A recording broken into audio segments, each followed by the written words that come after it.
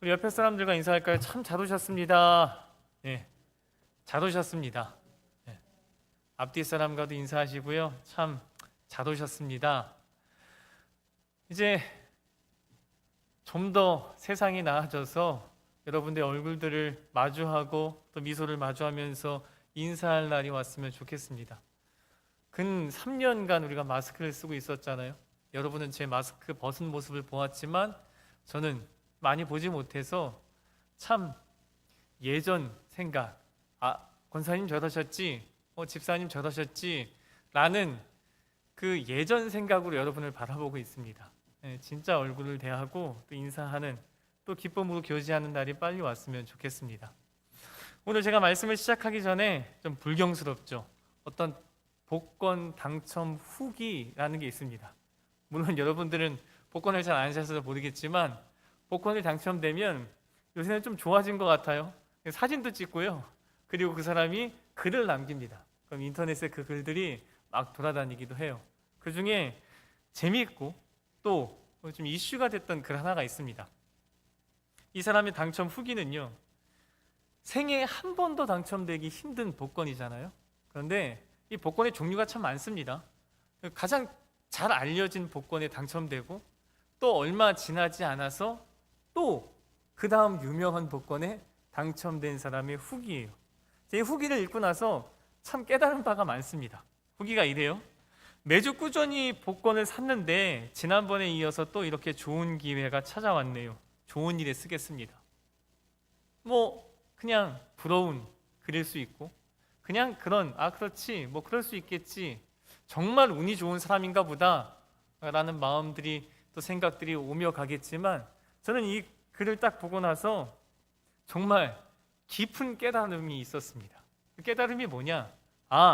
복권에 당첨되기 위해선 복권을 사야 되는구나.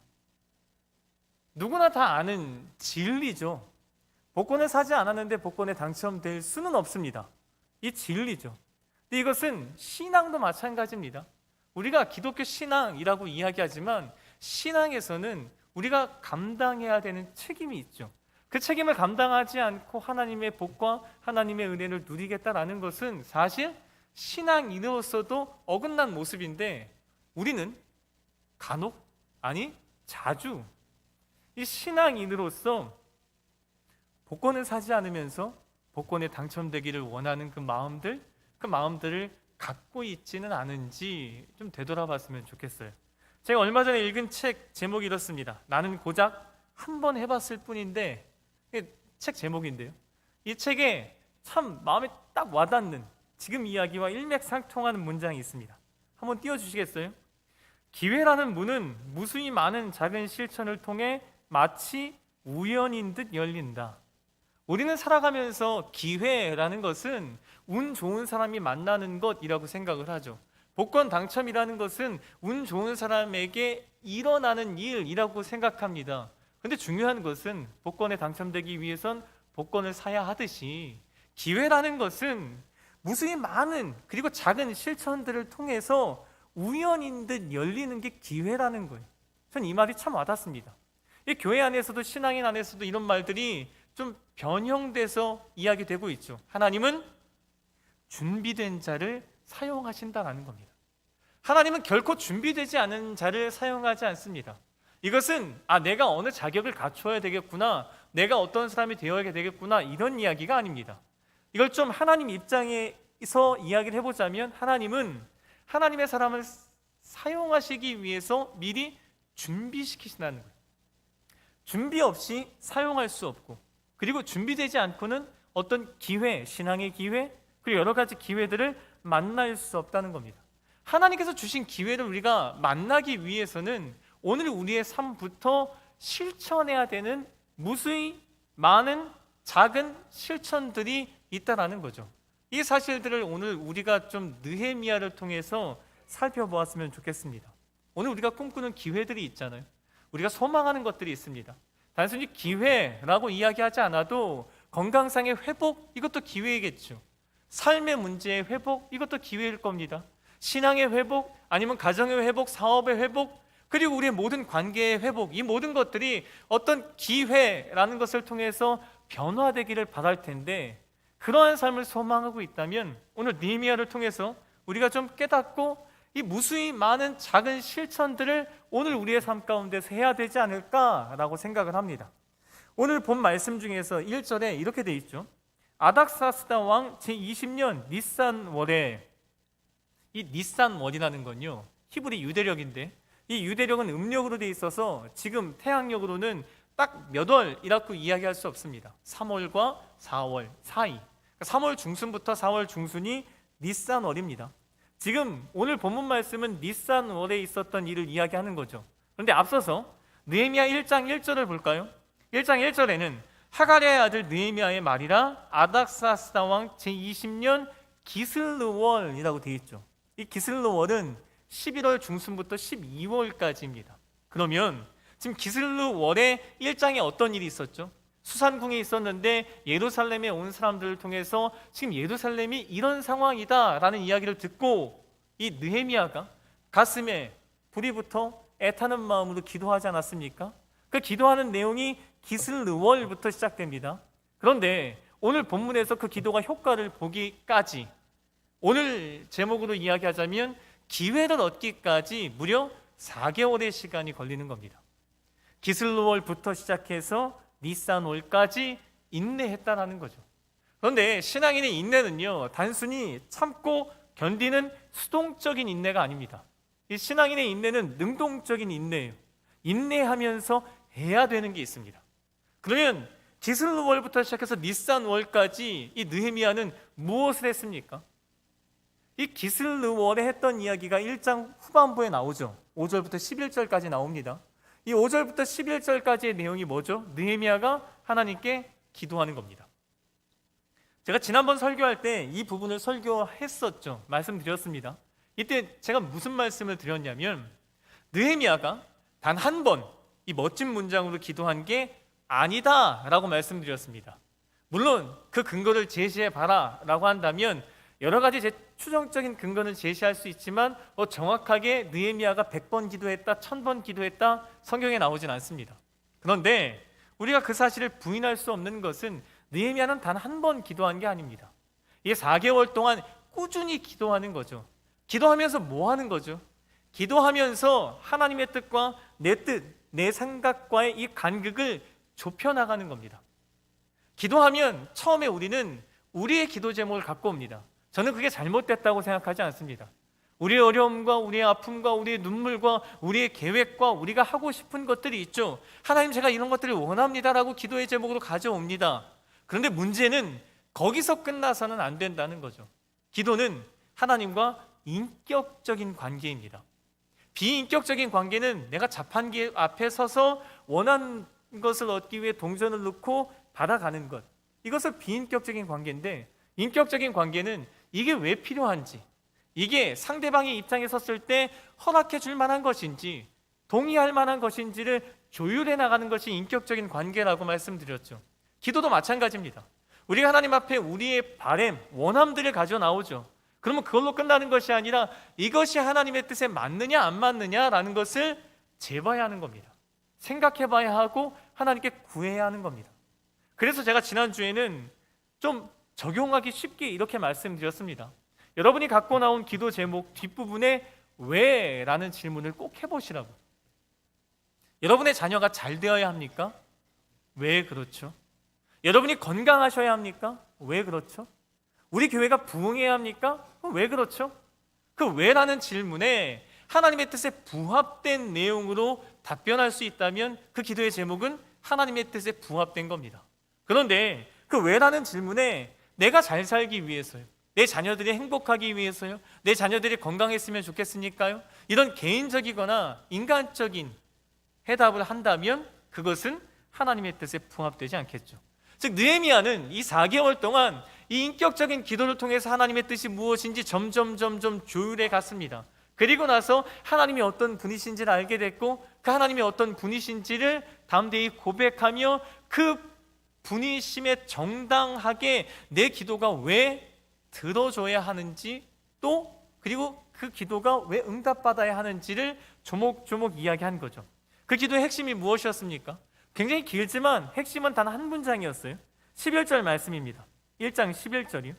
주여 구하오니 귀를 기울이사 종의 기도와 주의 이름을 경외하기를 기뻐하는 종들의 기도를 들으시고 오늘 종이 형통하여 이 사람 앞에서 은혜를 입게 하옵소서 하였나니, 이 사람 앞에서 은혜를 입게 하는 것이 지금 느헤미야가 기도한 핵심입니다. 그 핵심이 뭐죠? 이 사람은 아닥사스다 왕입니다. 아닥사스다 왕에게 은혜를 입어서 지금 계획하는 일, 내가 예루살렘에 돌아가서 귀한 공동체를 재건하는 일에 힘쓸 수 있도록 하나님께서 도와달라라는 것을 지금 자기의 원함과 또 하나님의 뜻 가운데 그 간격들을 좁혀가면서 하나의 날카롭게 기도의 제목으로 삼았습니다. 원하는 것은 딱 한 가지, 그것도 하나님의 뜻에 부합된 겁니다. 내가 아닥사스다 왕에게 은혜를 입어서 지금 하고자 하는 일, 예루살렘 행이 잘 될 수 있도록 주님 도와주십시오 라고 기도한 게 4개월입니다. 인내하며 기도했죠. 여러분 어떻게 기도하고 계십니까? 제가 이 부분을 묵상하고 나서 제 자신의 기도를 돌아봤어요. 나는 얼마나 인내하며 기도하고 있지? 라고 제 자신의 기도 제목들을 돌아봤을 때 참 부끄럽기 짝이 없었습니다. 길게 인내하며 기도하기는커녕 짧게 기도하면서 쉽게 포기하죠. 때로는 이거 하나님의 뜻이 아닌가 보다 라고 포기하거나, 때로는 하나님은 내 기도를 들으지 않으신다라는 원망과 불평으로 이 기도를 끝맺을 때가 많았던 겁니다. 여러분은 어떻습니까? 여러분의 기도는 지금 우리의 가정을 위해서, 아니면 자녀를 위해서, 남편을 위해서, 아내를 위해서, 교회를 위해서 기도하는 그 기도의 제목들이 얼마나 인내하면서 기도하고 계십니까? 그리고 그 인내를 통해서 하나님의 뜻이 무엇인지, 또 내 생각과 하나님의 뜻 사이의 그 간격들을 좁혀가기 위해서 얼마나 많이 묵상하고 또 얼마나 많이 하나님의 말씀에 귀를 기울이고 계십니까? 참 부끄럽게 짝이 없지 않습니까? 지금 느헤미야가 사실 어떤 기회를 만나기 위해서 가장 먼저 했던 것은 인내하며 기도하는 겁니다. 여러분도 여러분 인생 가운데 어떤 기회를 소망하고 있다면 여러분이 지금 이 자리에서부터 시작해야 되는 것은 인내하며 기도하는 거예요. 하나님께서 그걸 언제 들어주실지, 어떻게 들어주실지는 그 누구도 알 수 없습니다.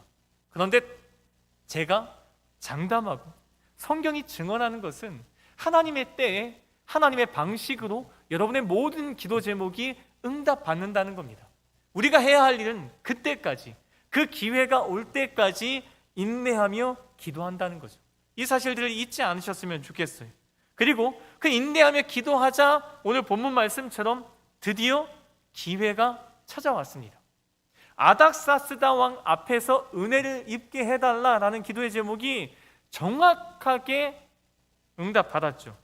오늘 2장 2절 말씀입니다. 왕이 내게 이르시되 내가 병이 없거늘 어찌하여 얼굴에 수심이 있느냐, 이는 필연 내 마음이 근심이 있음이로다 하더라. 지금 느헤미야의 얼굴 인상이 약간 달라진 겁니다. 아마 인상을 쓰고 있었겠죠. 인상을 쓰고 싶어서 썼던 건 아닐 겁니다. 이 4개월 동안 기도하면서 얼마나 고심했겠습니까? 그게 고스란히 얼굴에 나타났고, 이 느헤미야를 주의 깊게 살폈던 아닥사스다 왕이 그걸 캐치해낸 겁니다. 쟤 이상한데? 쟤 무슨 일 있나 보다 라고 불러서 무슨 일 있니? 라고 물어보는 겁니다. 기회가 찾아온 거죠. 지금 기도했던 기회가 짠! 하고 나타난 겁니다. 그러면 여러분 어떻게 반응하시겠어요? 그런 기회가 딱 찾아오면 얼마나 반갑겠습니까? 막 얼굴에 화색이 돌면서 이제 막 담아두었던 이야기를 본물 쏟아내듯이 쏟아내야 되지 않겠어요? 근데 좀 이상합니다. 그 다음, 그때 내가 크게 두려워하여. 지금 느헤미야가 그 기회가 찾아왔음에도 불구하고 크게 두려워한 겁니다. 그럼 지금 이 상황은 느헤미야에게는 기회가 아닌 것처럼 여겨진 겁니다. 왜죠? 지금 아닥사스다 왕은 페르시아의 왕입니다. 이 왕 앞에서 인상을 쓴다는 것은 감히 있을 수도 없는 일입니다. 왕에게 나아가 무언가를 요청한다? 이건 뭐 더더욱 있을 수도 없지만 왕 앞에서 싫은 내색을 낸다? 이건 신하로서는 해서도 안 되고, 했을 때에는 이 절대 권력을 갖고 있는 왕 앞에 살아남지 못하는 일입니다. 그러니 지금 이 느헤미야가 인상을 억지로 의도적으로 쓴 게 아니라 자기의 삶에서 이 4개월 동안의 고심이 고스란히 그냥 배어 나왔을 뿐인데 왕이 그걸 캐치해낸 겁니다. 얼마나 두렵겠어요. 아차, 내가 실수했구나. 야, 내가 왕 앞에서 하지 말아야 될 짓을 했구나. 내가 왕 앞에서 정말 죽을 죄를 지었구나 라고 해서 지금 크게 두려워한 겁니다. 느헤미야에겐 이게 기회가 아닌 것처럼 여겨진 거예요. 때로는 우리에게 기회가 이처럼 당황스럽게 올 때가 있습니다. 근데 이 당황스럽게 올 때에 어떻게 반응해야 되겠습니까? 기회라는 것은 우리가 원하는 방식으로 오지 않습니다. 여러분 기도 열심히 하시고 기도 많이 하시잖아요. 기도의 응답이 100% 여러분이 원하는 방식대로 오던가요? 제 삶은 그렇지 않았습니다. 제 생각과는 정반대의 모습으로 기도의 응답이 나타날 때가 좀 많았어요. 그리고 제가 생각지 못했던 방식으로 제 기도의 응답이 되었던 적도 숱하게 많았습니다. 이 기도의 응답, 제가 바라는 기회는 제 생각과 제 판단대로 이루어지는 것이 아니라 선하신 하나님, 역사를 주관하시고 인생을 이끄시는 하나님의 손길에 결정되어서 하나님의 판단에 의해서 주어지는 거지 제 생각대로 주어지는 게 아니죠. 그러니까 하나님께서 주신 기회가 왔을 때 때로는 당황할 수 있다는 겁니다. 두려워할 수 있고 불안해할 수 있다는 거예요. 이건 기회를 맞기도 전에 끝인가? 이건 기회가 아니라 장애물인데? 라고 생각될 수 있다는 거죠. 그런데 인내하며 기도했던 느헤미야에게 잠깐 당황스러울 수 있었겠지만 이 당황이 당황으로 끝나지 않고 오히려 이게 기회인 것을 깨닫게 되는 거죠. 이 또한 기도했기 때문에 가능한 겁니다. 그래서 2장 3절에 보면 왕께 대답하되 왕은 만세수를 하옵소서 라고 하며 내 조상들의 묘실이 있는 성읍이 이제까지 황폐하고 성문이 불탔사오니 내가 어찌 얼굴에 수심이 없사오리이까. 지금 이야기도 우리의 생각과는 우리의 전개와는 약간 다르게 진행되죠. 저 지금 예루살렘으로 가고 싶습니다. 지금 귀한 공동체가 어려움을 당했는데 제가 거기 가서 일해야겠습니다라고 단도직입적으로 이야기하지 않습니다. 왜죠?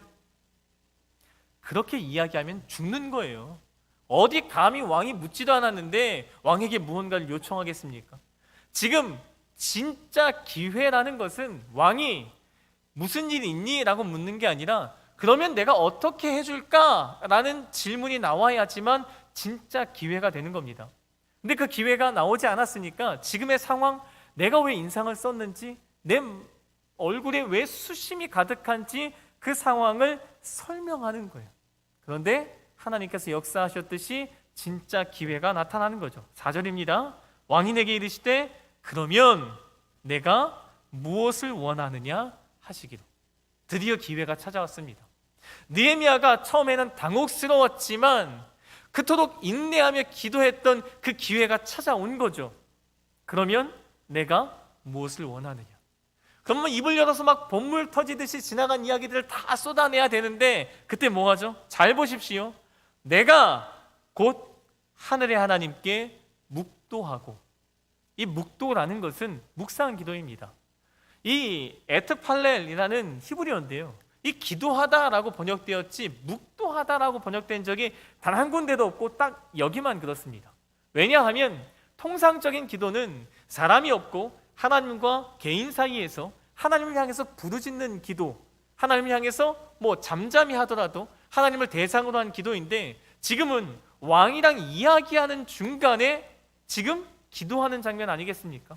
이건 분명히 느헤미야서를 기록한 느헤미야의 의도가 담겨져 있는 겁니다. 느헤미야가 어떤 삶을 살았는지, 4개월 동안 어떤 삶을 살았는지 명확하게 보여주는 거죠. 느헤미야는 기도하는 사람입니다. 어떤 순간순간마다 내 생각이 앞선 게 아니라, 내 판단이 앞선 게 아니라 내 판단과 내 생각이 앞서기 전에 기도했던 사람이죠.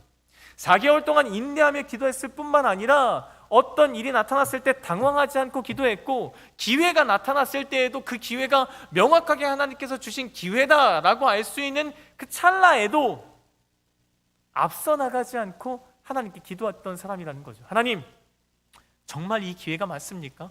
하나님, 이 기회가 맞다면 제가 앞서 기도했던 것처럼 이 아닥사스다 왕에게 은혜를 입어서 제가 하고자 하는 일이 잘 되게 해달라는 그 짤막한 기도를 그 찰나에 드렸겠죠. 그리고 나서 정말 하나님 앞에 그리고 왕 앞에 자기가 요구한 것들을 내어놓기 시작합니다. 여기서 한번 돌이켜보겠습니다. 여러분은 어떻습니까? 기회가 주어지면, 기회를 만나면 여러분 어떻게 행동하시죠? 기회가 때로는 내 생각과 달라서 당황하고 원망하고 불평하진 않으십니까? 아니면 그 기회가 왔으니까 그냥 기회에만 몰두한 채 이전까지 기도했던 모든 기도 제목들은 다 사라지고 하나님을 붙들었던 그 마음들은 다 사라지고 그냥 그 기회에만 몰두해서 살진 않습니까? 제가 안타깝게도 학생들을 바라보면서 또 청년들을 바라보면서 이 학생들과 청년들이 참 열심일 때가 있습니다. 언제죠? 입시를 앞두고 있을 때, 취업을 앞두고 있을 때 굉장히 열심입니다. 그런데 대다수의 학생들이 입시가 지나고 취업이 지나면 열심히 사라지죠. 그러다가 삶의 어려운 일들을 만나면 다시 열심히 이어집니다. 참 안타깝습니다.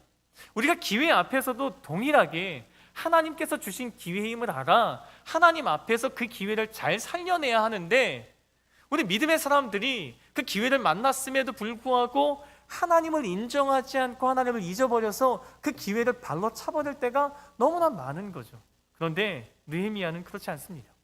이 기회가 왔을 때 그 기회를 아주 멋지게 살려내죠.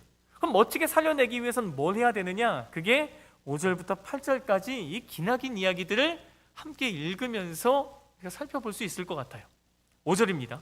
왕에게 이야기합니다. 왕이 만일 좋게 여기시고 종이 왕의 목전에서 은혜를 얻었사오면 나를 유다 땅 나의 조상들의 묘실이 있는 성읍에 보내어 그 성을 건축하게 하옵소서. 이제 목적을 이야기한 겁니다. 제가 가서 성전과 성벽을 건축하게 좀 은혜를 베풀어 주십시오라는 이야기를 하는 거죠. 여기서 끝나면 되는데 6절에 이제 묻습니다. 왕이 묻습니다. 내가 몇 날에 다녀올 길이며 어느 때에 돌아오겠느냐라고 하니까 느헤미야가 이제 기한을 정하죠. 제가 이때 가서 이때쯤 돌아올 수 있을 것 같습니다 라고 이야기하죠. 근데 중요한 건 7절과 8절입니다. 여기서 끝나는 게 대부분의 사람들입니다. 우리가 기도하면서 기회가 딱 왔을 때 우리는 기회를 하나님께서 주신 기회구나 라고 생각했을지라도 여기까지밖에 생각 못합니다. 왜냐하면 준비되지 않았으니까. 그런데 7절 보십시오. 내가 또 왕에게 아뢰되 왕이 만일 좋게 여기시거든 강 서쪽 총독들에게 내리시는 조서를 내게 주사 그들이 나를 용납하여 유다에 들어가기까지 통과하게 하시고. 지금 잘 보십시오. 느헤미야는 단순히 이렇게 기도해서 그냥 가서 성전 건축하겠다라는 추상적인 계획만 세운 게 아닙니다. 기도를 통해서 하나님의 뜻이 무엇인지 알아가니까 그 기도를 통해서 구체적으로 무엇을 해야 되는지 세밀하게 따져본 거예요. 내가 이 길을 가려면 어떻게 해야 되지? 내가 여기를 통과해서 가려면 누구의 허락을 받아야 되지? 내가 아무런 어려움 없이 가려면 어떤 방식으로 가야 하지? 라고 생각한 끝에 지금 이야기하는 겁니다. 편지를 써달라는 거죠. 왕의 명령을 내려달라는 겁니다. 강 서쪽의 총독이 나를 어떻게 못하도록 막아서지 못하도록 편지를 써달라는 거죠. 그뿐입니까? 8절 보십시오.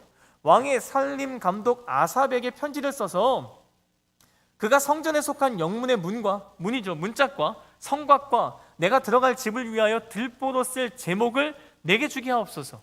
이제 목재가 필요하니까 목재는 그 당시 목재를 공급하는 사람, 그 사람이 아삽이겠죠.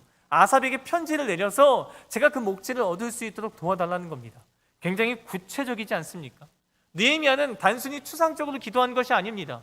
이 4개월의 기간 동안 정말 깊이 기도하는 가운데 구체적으로 내가 그 땅에 갈 때에는 어떤 것이 필요한지, 내가 그 땅에서 성전과 성벽을 재건하기 위해선 어떠한 절차가 필요하고 어떠한 도움이 필요한지를 구체적으로 계획을 세운 거죠.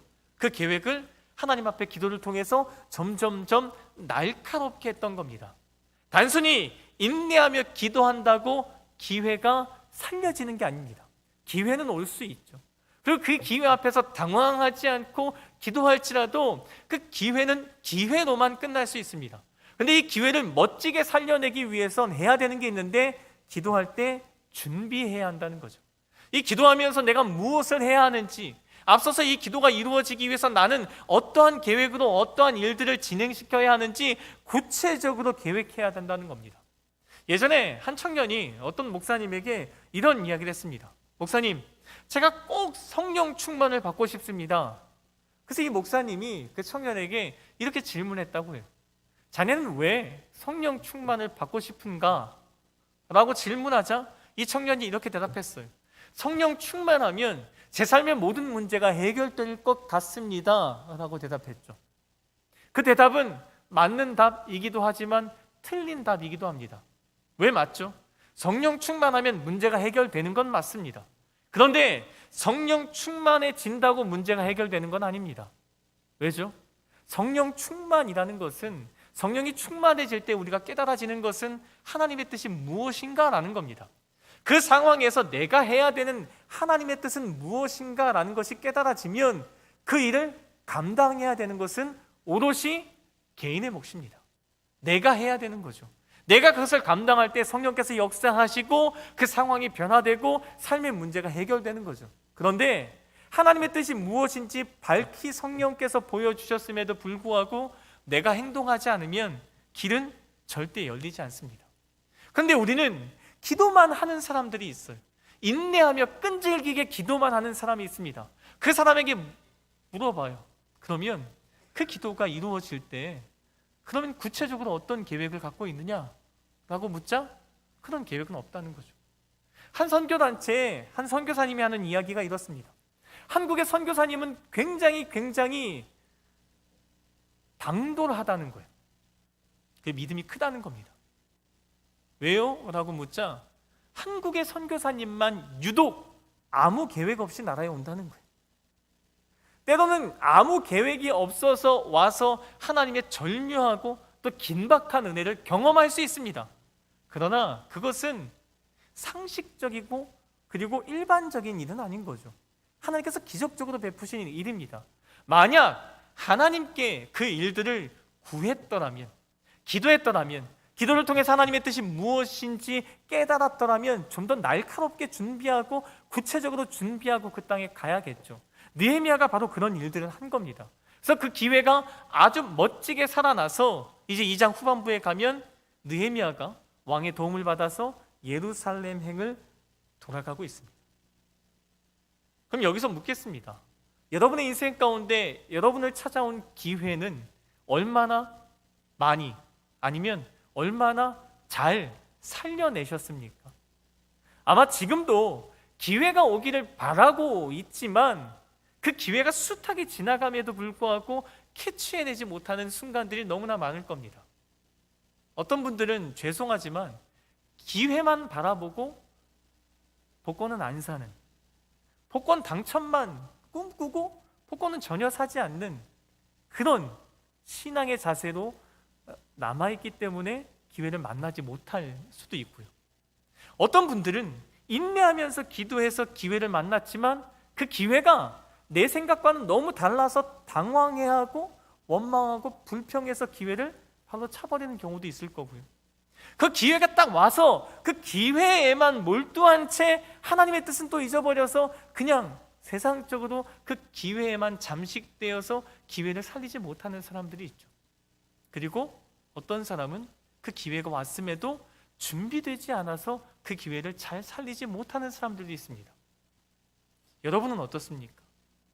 여러분에게 꿈꾸고 소망하는 기회는 무엇입니까? 이 기회라는 것에는 되게 많은 것들이 포함되어 있다고 말씀드렸죠. 여러분이 꿈꾸고 소망하는 것, 여러분의 자녀가 잘 되는 것, 여러분의 삶에 행복함이 있는 것, 복된 날이 있는 것, 형통한 것, 사업이 잘 되는 것, 직장이 잘 되는 것, 여러분의 가정이 잘 되는 것, 관계가 회복되는 것, 우리 교회가 부흥하는 것, 이 모든 것들의 어떤 터닝 포인트가 기회일 텐데 그 기회를 준비하면서 여러분은 어떻게 지내고 있습니까? 인내하며 기도하고 계십니까? 여러분 그 기회 앞에서 내 뜻과 달라서 당황해하고 있지는 않습니까? 당황해하지 않고 기도하고 계십니까? 아니면 그 기도하면서 정말 이 기회가 왔을 때 이 기회를 살리기 위해서 얼마나 많은 준비를 하고 계십니까? 이런 것들이 되어 있지 않으면 하나님께서 우리에게 숱한 기회를 주셔도 그 기회가 우리의 기회가 되지 못하는 겁니다. 앞서 제가 읽었던 책의 그 문장을 다시 한번 말씀드리겠습니다. 기회라는 문은 무수히 많은 작은 실천을 통해 마치 우연인 듯 열리는 겁니다. 우리가 하나님 앞에서 어떤 기회를 소망하고 계시다면 그 기회를 잘 살리기 위해서는 무수히 많은 작은 실천들, 인내하며 기도하는 것, 당황하지 말고 기도하는 것, 그리고 기도하면서 준비하는 일, 그 일들이 반드시 필요합니다. 오늘 우리 삶 가운데에서 그 기회를 소망하는 여러분들이 지금 이 자리에서부터 해야 되는 일, 바로 그것이 제가 말씀드린 이겁니다. 제가 사실 오늘 찬양을 부흥을 이라고 이제 적어놨죠. 그래서 부흥을 준비하고 여기까지 내려왔습니다. 내려오고 나니까 자꾸 막 생각이 나요. 이걸 어떻게 부흥이랑은 잘 어울리지 않는데 라고 생각이 나죠. 그래서 반주를 좀 해주시겠습니까? 그러면 제가 갖고 온 찬양은 좀 어려우실 수도 있어요. 원래 좀 빠른 찬양인데 조금 느리게 한번 불러보고 앞에 소절만 부르겠습니다. 가사가 이래요. 우리는 기대하고 기도하며 기다리는 주께서 이 땅 고치실 것을. 여러분의 땅이 고쳐지기를 소망하십니까? 아니, 여러분의 땅을 주님께서 고쳐주시기를 소망하십니까? 여러분의 삶을 주님께서 고쳐주시기를 소망하십니까? 여러분의 가정을 주님께서 회복시키시기를 소망하십니까? 여러분의 교회가 주께서 회복시키시는 그 부흥의 날들을 보시기를 꿈꾸십니까?